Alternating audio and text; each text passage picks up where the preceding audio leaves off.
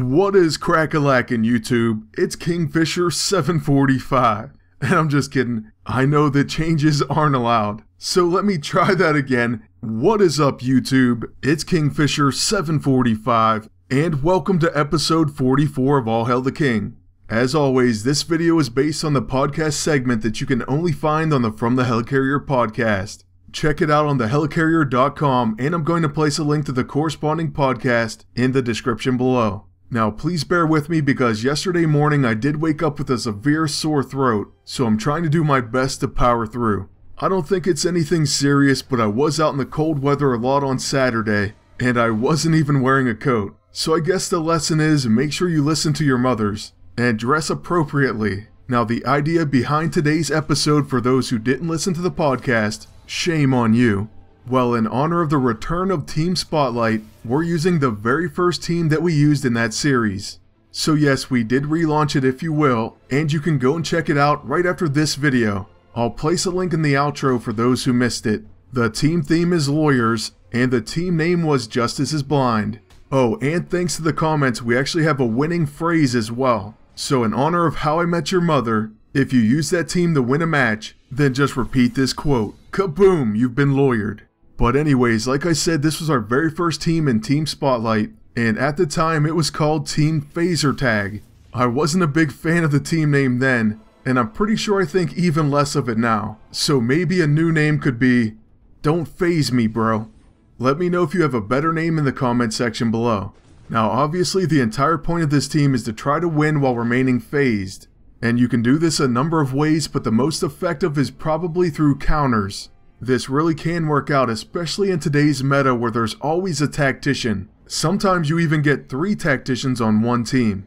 So what we're doing is using the Tactician in Powered Armor, Shadowcat Kitty Pryde as an Infiltrator, and then pretty much as soon as you can, you should switch Vision to an Infiltrator as well. There are some subtleties that you'll learn when you're using a team like this, but it really isn't too difficult to master. Typically you'll want to stay phased as long as you can, but you are still susceptible to certain attacks. Magic, Psychic, Ethereal, and Phase can even be removed, so it's not as dominating as it once was. Still, the fact that you can counter while phased is incredible, and that's what we're going to use to our advantage. Plus, you can use the signpost every turn, heal your team, and even use summon attacks. The only downside to using this team is you will occasionally get into these marathon matches, like we're trapped in right now. Still, we're going to easily win this match, and it's really not even that close. Plus, we were able to beat even stronger teams, as well as the most meta teams out there. So the next 2 matches you're going to see 2 of those examples, and I'm actually going to use the match against Red Hulk and Pestilence Beast in the upcoming Breaking the Meta, just to show that you can go outside of the norm, and still beat a team like that. But seriously, just think, a lot of popular characters out there right now don't have many abilities that can hit you through phased. After they use the Blackest Void, they're typically not going to have any removal answer for it either. Now with Vision starting as a blaster, it isn't the greatest because he often does get attacked multiple times. That is, at least until he switches to an Infiltrator. But at the same time, he does have some hard-hitting abilities, and his Microwave Pulse can be quite useful. For example, I actually put the Obsolescent AISO on it, so the equipped tech attack also applies obsolete tech. And since it is an AoE tech attack, it's going to place radiation exposure and downgrade so it prevents technology attacks on all the enemies at once. So that comes in very handy, and you could place something like the Bursting AISO on it if you wanted that instead. It really would depend on how many Invisible Woman type teams you're facing. For me, believe it or not, I actually put the Bursting AISO on Kitty Pryde's level 9, Call Lockheed. So I have it there just in case. By the way, you have to love the fact that Null's Fatal Fists aren't even going to affect our phased targets. So Kitty Pryde got away with an attack, and at this point both enemies are very close to death. So now we're going to use a signpost, and after that we'll go ahead and use Quick Reflexes, followed by an Improbability Field. This allows us to dodge Fatal Fists and even stay in phased, and now we'll even have a guaranteed counterattack. After this point, Groot is going to be in cutting form, and so we just have to knock him out before he grows once again. His first move is going to be to give Luke Cage an immediate turn, and with that, The enemy Null is going to attack our Kitty Pryde. Because of her draconian E-ISO, she's going to counter with Lockheed, and that actually knocks him out. So now all we have to do is hit him one good time with our vision. So for that we're going to switch to Blaster, and now you see we have 5 times energy charge. His sighted E-ISO is actually pretty impressive, at least when it comes to that, because it grants 5 stacks whenever you use Blaster Interface. Since those charges increase the damage of the next energy attack, we easily knock out Groot. So next up we're facing a very tough Luke Cage and Quicksilver team. This team is pretty stacked with attack, and they happen to have a scrapper Quicksilver. Still, you're going to see how valuable phase can come in against this team, as well as those counters. Kitty Pryde puts on a huge hit right away. Then with vision I'm just going to turn phased and then pass. That's right, we're going to slow play this and just try to win off counters. Next up, the World Breaker is going to use World Breaker, but luckily he only hits my agent. He also is going to take a counter from Kitty. Then on Shadowcat's turn we're going to use Call Lockheed, and that's because it is a summon attack and it won't cause you to come out of phased. So now the brilliant AI enemy agent's going to use Dragon's Foot, and they hit our vision. Since he's phased and in infiltrator mode, he's going to dodge the attacks and then counter. Now if only we're able to heal, then we would be in great shape. This will leave my agent to go ahead and use Warm Zephyr, and well, maybe we should have used the Signpost because we get taken out with that annoying preemptive counter. Fortunately on Quicksilver's turn both my teammates are phased, and then after he uses 1 Mile Punch he is going to take a counter. Of course he dodges the big one, but we do land our second counter. So on Vision's turn, what we're going to do is use his level 9, and that should finish off Quicksilver and take out the enemy agent. Or at least it's going to take her very close to death.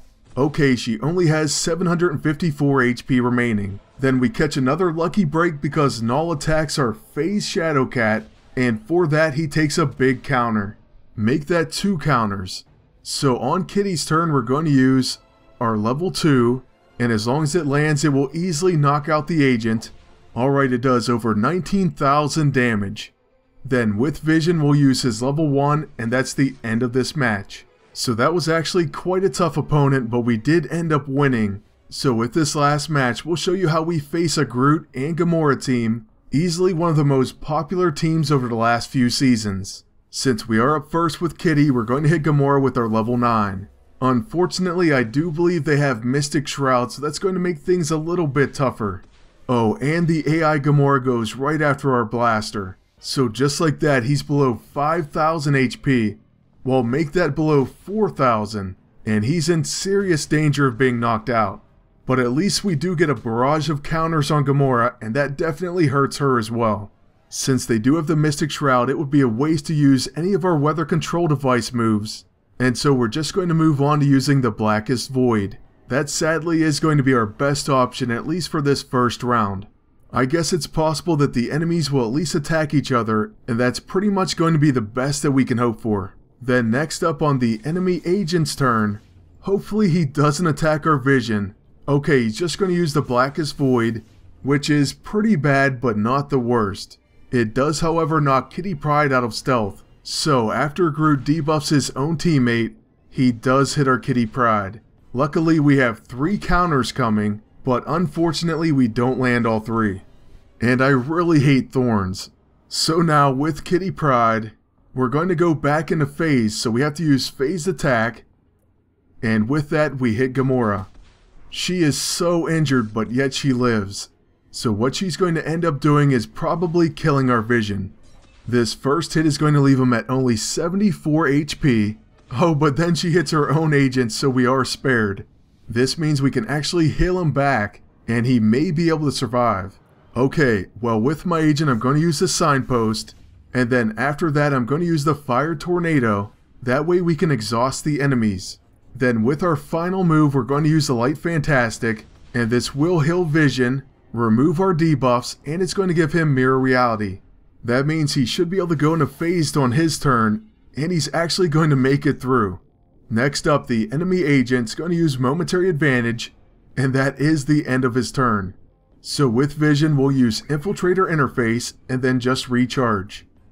So now the enemy Groot is going to go after the worst target he could possibly hit, Kitty Pryde, and with that he takes 2 counters. This knocks him into cutting form, and then our infiltrator counter actually knocks him out. It really doesn't get any better than that. Next, with Shadowcat, we do have a tough decision, but since Gamora's up next, we'll go ahead and hit her with our level 2. This ability can do some very big damage. That's why we debated using it on the enemy agent instead, but since Gamora is the immediate threat, we take her down with a hit over 17,000. On my agent's turn, we'll start by using the signpost, and then after that, we're going to use the fire tornado. Then you know what, just because we can, we're going to use our quick reflexes, followed by the improbability field. The enemy agent will be severely dotted by this point, and it's going to be an easy finish. Plus, anyone on my team is going to counter him, and that's going to be bad news for that tactician. Yes, he will probably use the light fantastic, but we're going to have 3 attacks in a row and there's no way he's going to make it. So here we go as expected, and then with vision we'll trigger his mirror reality, I guess just with an intangible fist, although this may heal a little bit more than we wanted, but we do also get a collateral damage proc. Then with Kitty Pryde I'm going to use Call Lockheed, and this does drop him down to 272 HP. So a signpost is all we need to win the 3rd and final match. That's going to be the end of this video, and I really hope you enjoyed it. I would like to thank you all for watching and ask you to please like, comment, and subscribe. And until next time, good luck and take care.